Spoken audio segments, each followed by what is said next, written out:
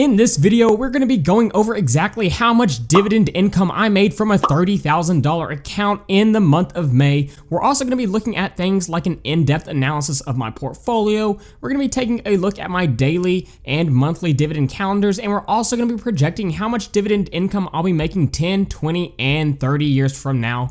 So that being said, let's go ahead and jump into the video. And if there's any spreadsheets that you like in this video that you'd like to download, then you can head over to my Patreon page at the link in the description. But let's go ahead and jump into the spreadsheet and reveal the number that everyone wants to see, which is how much dividend income I made in the month of May. And if we take a look at our chart here, you can see in the month of May, I made about $69 to $70 of dividend income. Now, this was a little bit of a decrease from the month of April, which was my highest month of dividend income ever at $133. Now, you can see I did start tracking this back in February of 2021, and we have been seeing a steady increase in the amount that I pay out in dividends month over month.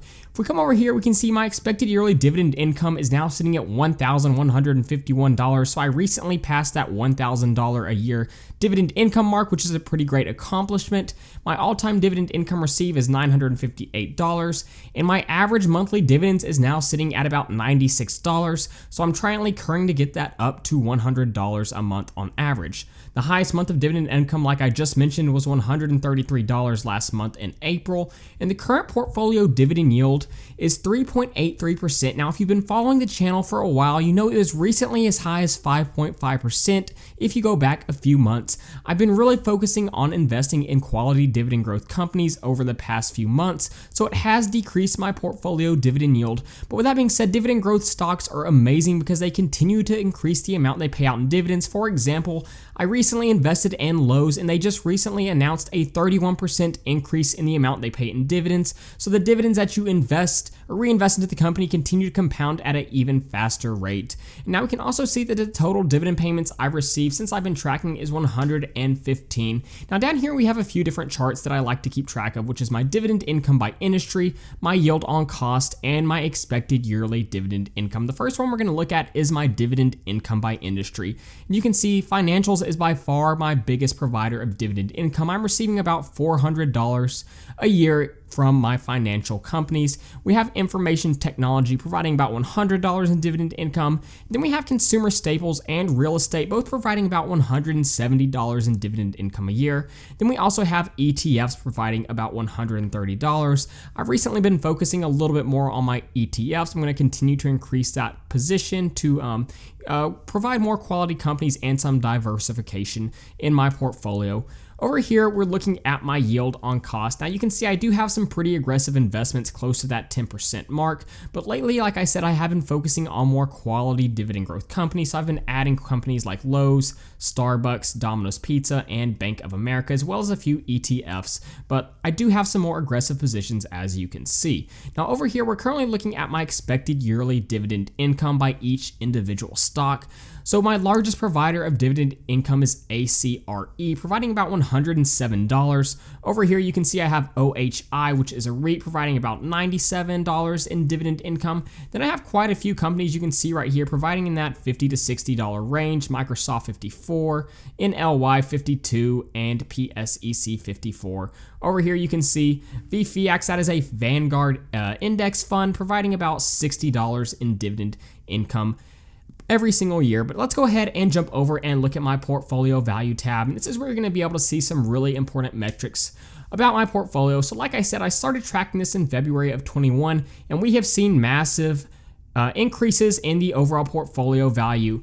Now, the S&P 500 has obviously taken quite a dip over the past few months. We had a little bit of a bounce back, but because I've been continuing to sit on a cash position and increase the amount that I put into my portfolio while the market is down, you can see my portfolio has continued to increase. I am still currently up 10%, which is phenomenal considering most people are currently in the red with their portfolios. My current dividend portfolio value is $31,630, and my dividend portfolio cost is $30,112. My unrealized gains plus dividends is currently sitting at $1,518.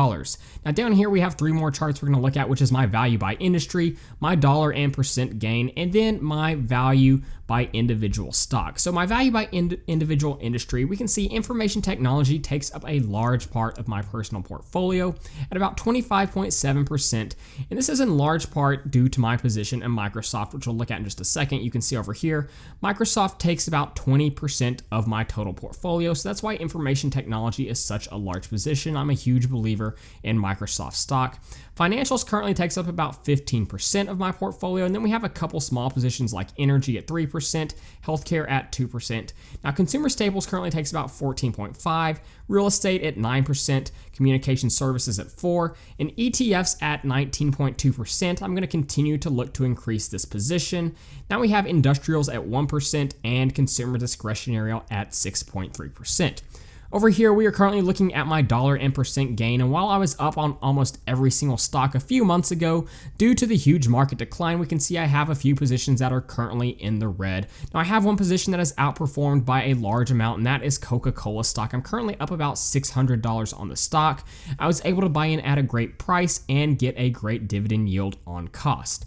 Now over here, we're looking at my my value by individual holding. So like I said, Microsoft is a huge position at about 20% of my portfolio. You can see I have a couple of other positions that are pretty large, like VFIAX, my Vanguard index fund that I invest in at about 12.5%.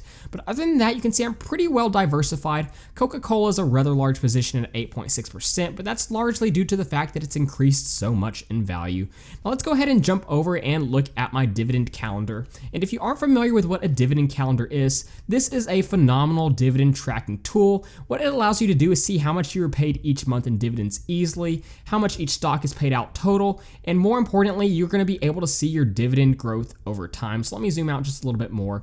And essentially, this makes it extremely easy to see which stocks have been paying you dividends in which months. And like I said, especially in this scenario, you can see from my monthly dividend stocks, since I reinvest my dividends, you can see how those payouts are increasing over time. So an example of this would be O, which is a REIT. We can see in January, they were paying $5.83 in dividend income, but because I continue to reinvest the dividends into this company, these payments are slowly increasing. You can see 5.85, 587, 591, and 593. And this is going to continue to increase just by reinvesting dividends, even though I have not reinvested any of my cash into this company. So this is a phenomenal tracking tool for those reasons. Now I also have a daily dividend calendar, and this is simply to see on which days that I'm paid dividends. And all of this is very simple. All you have to do is plug this in to my dividend portfolio recording tab.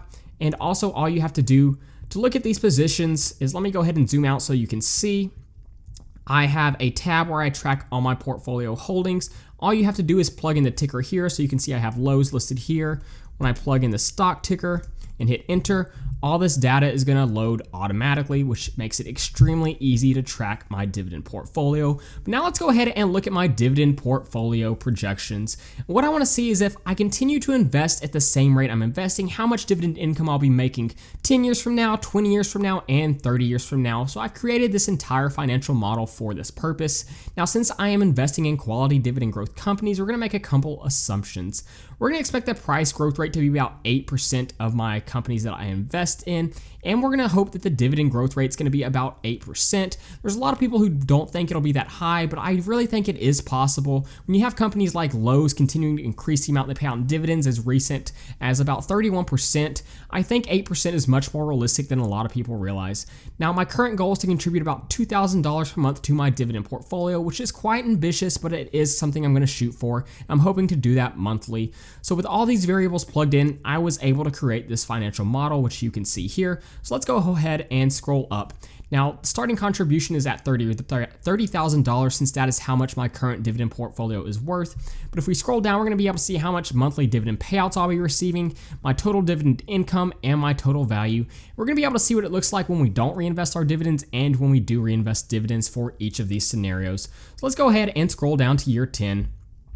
And I'll go right here. We can see this right here is what we will be looking at after 10 years at the current rates.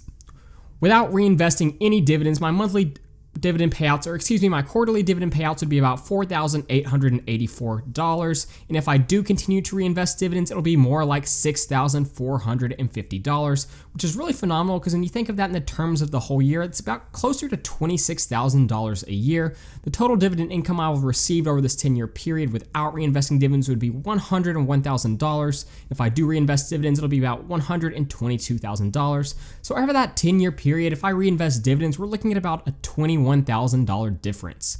Now, the total value of my portfolio at this time without reinvesting dividends would be $493,000, but if I do, it would be $657,000 after just 10 years, which is absolutely insane.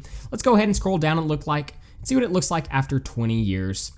And after 20 years, this is the row right here we're going to look at. You can see the difference between my quarterly dividend payouts without reinvesting dividends at $14,400, and when I do reinvest dividends, $25,692, which is crazy because that would mean after 20 years, I'd be receiving about $100,000 a year in dividend income. Now, my total dividend would be about $467,000 without reinvesting dividends, and the total dividend income received when I do reinvest dividends would be $700,000 over that 20-year period. The total value without reinvesting dividends would be about $1.46 million, but when I do reinvest dividends, $2.625 million. Let's go ahead and scroll down and look at our final scenario, which is going to be after 30 years. And after 30 years, if I don't reinvest any dividends the entire time, you can see I would still be receiving $32,500 in dividend income every single quarter. And if I do reinvest my dividends, it'll be about $78,000 every single quarter. So you can multiply that by 4 to see what that would be every single year. Now, the total dividend income received without reinvesting dividends over this time would be $1.28 million. And if I do reinvest dividends, it would be $2.436 million. Now, the total value is where things really start to get crazy between without reinvesting dividends and reinvesting dividends. Without reinvesting dividends, our total value is still extremely large at $3.3 million. But if we reinvest dividends this entire time, our total value of our dividend portfolio would be over $8 million. So that is absolutely insane, and that is what my goal for this channel is to continue to keep track of my dividend growth investing journey. If you'd like to be able to download any of the spreadsheets used in this video, then you can head over to my Patreon page at the link in the description. So that being said, let me know what your thoughts on this tracker and what my dividend portfolio in the comments below. Thank you guys so much for watching this video, and please don't forget to like and subscribe to the channel.